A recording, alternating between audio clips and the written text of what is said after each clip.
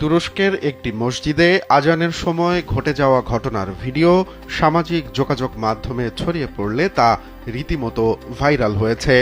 ভিডিওটি দেখে অনেকেই এর প্রশংসা করেছেন, অনেকে আবেগে আপ্লুত হয়েছেন।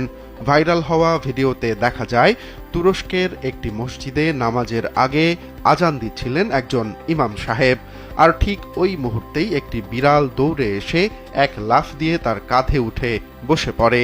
এমন ঘটনা যে কারো সঙ্গে ঘটলে তিনি নিশ্চয়ই চমকে যেতেন কিংবা আজান বন্ধ করে দৌড়ে পালাতেন। স্যান্ডেলিনা সো, রূপচর্চায় আভিজাত্য।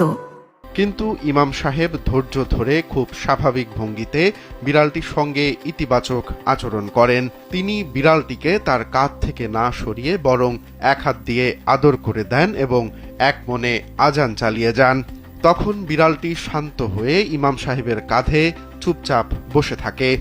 মসজিদটিতে নিয়মিত নামাজ পড়তে আসা কয়েকজন মুসল্লি জানিয়েছেন, আলোচিত এই বিড়ালটি এর আগেও প্রায়ই মসজিদের ভেতরে ঢুকে পড়ত এবং সবার সঙ্গে খুনসুটিতে মেতে উঠত।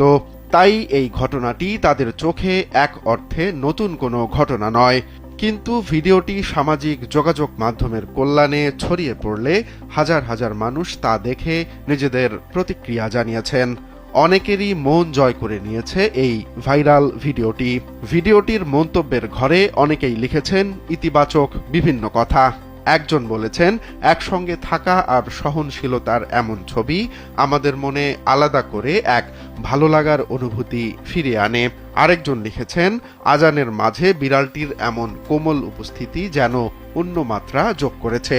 ভিডিওটি দেখে অনেকে মানসিক শান্তি পেয়েছেন বলেও মন্তব্যের ঘরে লিখেছেন।